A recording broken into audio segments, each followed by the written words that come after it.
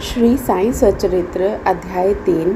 ओम श्री गणेशाय नमः। ओम श्री सरस्वती नमः। ओम श्री गुरुभ्यो नमः। ओम श्री कुलदेवताय नमः। ओम श्री सीता रामचंद्राभ्याम नमः। ओम श्री समर्थ सद्गुरु साईनाथाय नमः। श्री साईं बाबा की स्वीकृति, आज्ञा और प्रतिज्ञा, भक्तों को कार्य समर्पण, बाबा की लीलाएं, ज्योति स्तंभ स्वरूप, मातृ प्रेम, रोहिला की कथा, उनके मधुर उपदेश। श्री साईं बाबा की स्वीकृति और वचन देना। जैसा कि गत अध्याय में वर्णन किया जा चुका है, बाबा ने सच्चरित्र लिखने की अनुमति देते हुए कहा कि सच्चरित्र लिखने की मेरी पूर्ण अनुमति है। तुम अपना मन स्थिर कर मेरे वचनों में श्रद्धा रखो और निर्भय होकर कर्तव्य पालन करते रहो। यदि मेरी लीलाएं लिखी गई तो अविद्या का नाश होगा तथा ध्यान व भक्तिपूर्वक श्रवण करने से देहिक बुद्धि नष्ट होकर भक्ति और प्रेम की तीव्र लहर प्रवाहित होगी, और जो इन लीलाओं की अधिक गहराई तक खोज करेगा उसे ज्ञान रूपी अमूल्य रत्न की प्राप्ति हो जाएगी। इन वचनों को सुनकर हेमाडपंत को अति हर्ष हुआ और वे निर्भय हो गए। उन्हें दृढ़ विश्वास हो गया कि अब कार्य अवश्य ही सफल होगा। बाबा ने श्यामा की ओर दृष्टिपात कर कहा, जो प्रेम पूर्वक मेरा नाम स्मरण करेगा मैं उसकी समस्त इच्छाएं पूर्ण कर दूंगा। उसकी भक्ति में उत्तरोत्तर वृद्धि होगी। जो मेरे चरित्र और कृत्यों का श्रद्धापूर्वक गायन करेगा उसकी मैं हर प्रकार से सदैव सहायता करूंगा। जो भक्तगण हृदय और प्राणों से मुझे चाहते हैं उन्हें मेरी कथाएं श्रवण कर स्वभावतः प्रसन्नता होगी। विश्वास रखो कि जो कोई मेरी लीलाओं का कीर्तन करेगा उसे परमानंद और चिर संतोष की उपलब्धि हो जाएगी। यह मेरा वैशिष्ट है कि जो कोई अनन्य भाव से मेरी शरण आता है, जो श्रद्धापूर्वक मेरा पूजन, निरंतर स्मरण और मेरा ही ध्यान किया करता है, उसको मैं मुक्ति प्रदान कर देता हूँ। जो नित्य प्रति मेरा नाम स्मरण और पूजन कर मेरी कथाओं और लीलाओं का प्रेम पूर्वक मनन करते हैं, ऐसे भक्तों में सांसारिक वासनाएं और अज्ञान रूपी प्रवृत्तियां कैसे ठहर सकती हैं। मैं उन्हें मृत्यु के मुख से बचा लेता हूँ। मेरी कथाएं श्रवण करने से मुक्ति हो जाएगी, अतः मेरी कथाओं को श्रद्धापूर्वक सुनो, मनन करो। सुख और संतोष प्राप्ति का सरल मार्ग यही है। इससे श्रोताओं के चित्त को शांति प्राप्त होगी, और जब ध्यान प्रगाढ़ और विश्वास दृढ़ हो जाएगा तब अखंड चैतन्य घन से अभिन्नता प्राप्त हो जाएगी। केवल साईं साईं के उच्चारण मात्र से ही उनके समस्त पाप नष्ट हो जाएंगे। भिन्न भिन्न कार्यों की भक्तों को प्रेरणा। भगवान अपने किसी भक्त को मंदिर, मठ, किसी को नदी के तीर पर घाट बनवाने, किसी को तीर्थ पर्यटन करने और किसी को भगवत कीर्तन करने एवं भिन्न भिन्न कार्य करने की प्रेरणा देते हैं, परंतु उन्होंने मुझे साईं सच्चरित्र लिखने की प्रेरणा की। किसी भी विद्या का पूर्ण ज्ञान न होने के कारण मैं इस कार्य के लिए सर्वथा अयोग्य था, अतः मुझे इस दुष्कर कार्य का दुस्साहस क्यों करना चाहिए। श्री साईं महाराज की यथार्थ जीवनी का वर्णन करने की सामर्थ्य किसे है। उनकी कृपा मात्र से ही सारा कार्य होना संभव है। इसलिए जब मैंने लेखन प्रारंभ किया तो बाबा ने मेरा अहम नष्ट कर दिया और उन्होंने स्वयं अपना चरित्र रचा। अतः इस चरित्र का श्रेय उन्हीं को है, मुझे नहीं। जन्मतः ब्राह्मण होते हुए भी मैं दिव्य चक्षु विहीन था, अतः साईं सच्चरित्र लेखन में सर्वथा अयोग्य था, परंतु श्री हरि कृपा से क्या संभव नहीं है। मूक भी वाचाल हो जाता है और पंगु भी गिरिवर चढ़ जाता है। अपनी इच्छानुसार कार्य पूर्ण करने की युक्ति वे ही जाने। हारमोनियम और बंसी को यह आभास कहाँ की ध्वनि कैसे प्रसारित हो रही है, इसका ज्ञान तो वादक को ही है। चंद्रकांत मणि की उत्पत्ति और ज्वार भाटे का रहस्य मणि अथवा उदधि नहीं, वरन शशिकलाओं के घटने बढ़ने में ही निहित है। बाबा का चरित्र ज्योति स्तंभ स्वरूप। समुद्र में अनेक स्थानों पर ज्योति स्तंभ इसलिए बनाए जाते हैं जिससे नाविक चट्टानों और दुर्घटनाओं से बच जाए और जहाज को कोई हानि न पहुंचे। इस भवसागर में श्री साईं बाबा का चरित्र ठीक उपयुक्त भांति ही उपयोगी है। वह अमृत से भी अति मधुर और संसारिक पथ को सुगम बनाने वाला है। जब वह कानों के द्वारा हृदय में प्रवेश करता है तब देहिक बुद्धि नष्ट हो जाती है और हृदय में एकत्रित करने से समस्त कुशंकाएं लोप हो जाती हैं। अहंकार का विनाश हो जाता है तथा बौद्धिक आवरण लुप्त होकर ज्ञान प्रकट हो जाता है। बाबा की विशुद्ध कीर्ति का वर्णन निष्ठापूर्वक श्रवण करने से भक्तों के पाप नष्ट होंगे, अतः यह मोक्ष प्राप्ति का भी सरल साधन है। सतयुग में शम तथा दम, त्रेता में त्याग, द्वापर में पूजन और कलयुग में भगवत कीर्तन ही मोक्ष का साधन है। यह अंतिम साधन चारों वर्णों के लोगों को साध्य भी है।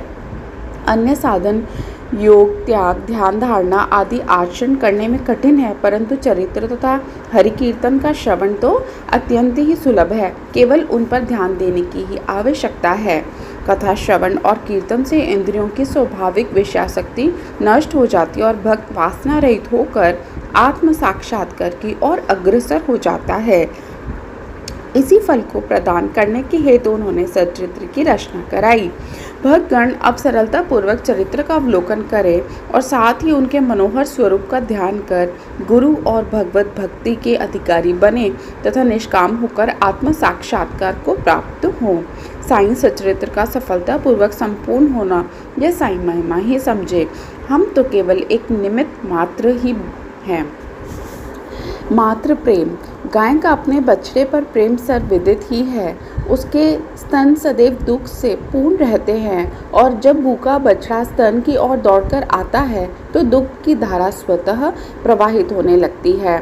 उसी प्रकार माता भी अपने बच्चे की आवश्यकता का पहले से ही ध्यान रखती है और ठीक समय पर स्तनपान कराती है। वह बालक का श्रृंगार उत्तम ढंग से करती है, परंतु बालक को इसका कोई भान ही नहीं होता। बालक के सुंदर श्रृंगार आदि को देखकर माता के हर्ष का पारावार नहीं रहता। माता का प्रेम विचित्र, असाधारण और निस्वार्थ है, जिसकी कोई उपमा नहीं है। ठीक इसी प्रकार सद्गुरु का प्रेम अपने शिष्य पर होता है। ऐसा ही प्रेम बाबा का मुझ पर था। उदाहरणतः निम्न प्रकार था। सन 1916 में मैंने नौकरी से अवकाश ग्रहण किया। जो पेंशन मुझे मिलती थी वह मेरे कुटुंब के निर्वाह के लिए अपर्याप्त थी। उसी वर्ष की गुरु पूर्णिमा के दिवस में अन्य भक्तों के साथ शिरडी गया।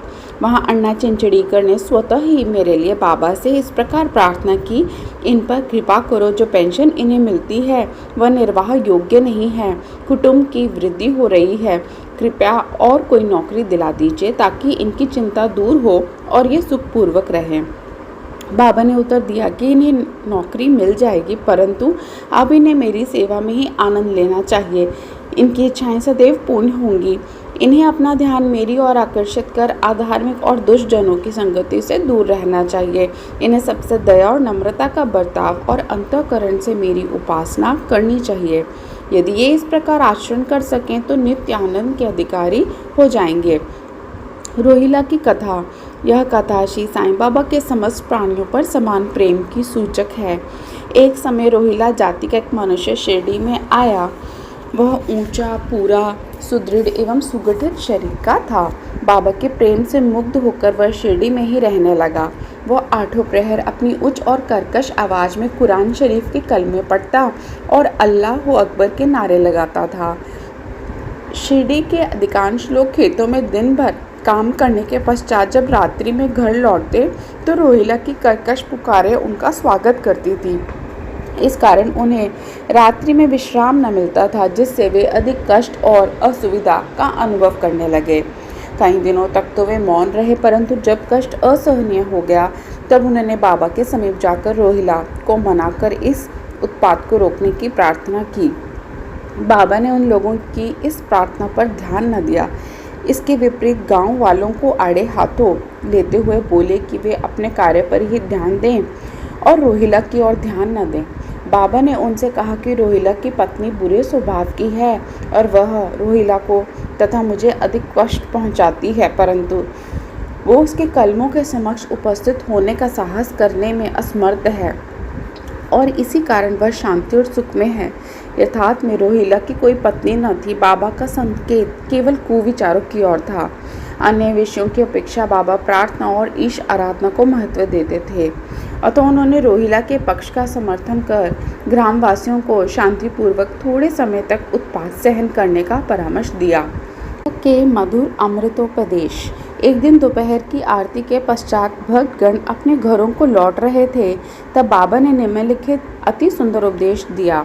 तुम चाहे कहाँ भी रहो, जो इच्छा हो सो करो, परंतु यह सदैव स्मरण रखो कि जो कुछ तुम करते हो वह सब मुझे ज्ञात है।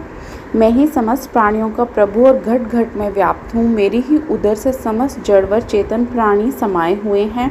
मैं ही समस्त ब्रह्मांड का नियंत्रण करता व संचालक हूँ। मैं ही उत्पत्ति, स्थिति और संहार करता हूँ। मेरी भक्ति करने वालों को कोई हानि नहीं पहुँचा सकता। मेरे ध्यान की उपेक्षा करने वाला माया के पाश में फंस जाता है। समस्त जंतु, चींटियाँ तथा दृश्यमान, परिवर्तमान और स्थायी विश्व मेरे ही स्वरूप हैं। इस सुंदर तथा अमूल्य उपदेश को श्रवण कर मैंने तुरंत यह दृढ़ निश्चय कर लिया कि अब भविष्य में अपने गुरु के अतिरिक्त अन्य किसी मानव की सेवा न करूँगा।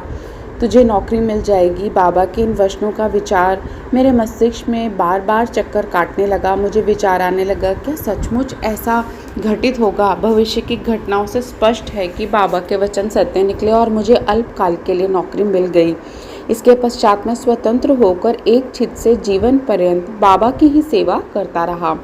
इस अध्याय को समाप्त करने से पूर्व मेरी पाठकों से विनम्र प्रार्थना है कि वे समस्त बाधाएं जैसे आलस्य, निद्रा, मन की चंचलता व इंद्रिय आसक्ति दूर कर और एकचित हो अपना ध्यान बाबा की लीलाओं की ओर दें और स्वाभाविक प्रेम निर्माण कर भक्ति रहस्य को जाने तथा अन्य साधनाओं में व्यर्थ श्रमित न हो। उन्हें केवल एक सुगम उपाय का पालन करना चाहिए और वह है श्री साईं लीलाओं का श्रवण। इससे उनका अज्ञान नष्ट होकर मोक्ष का द्वार खुल जाएगा। जिस प्रकार अनेक स्थानों में भ्रमण करते हुए भी लोभी पुरुष अपने गड़े हुए धन के लिए सतत चिंतित रहता है, प्रकार श्री साईं को अपने हृदय में धारण करो। अगले अध्याय में श्री साईं बाबा के शिरडी आगमन का वर्णन होगा। श्री सद्गुरु साईनाथ अर्पणमस्तु। शुभम भवतु।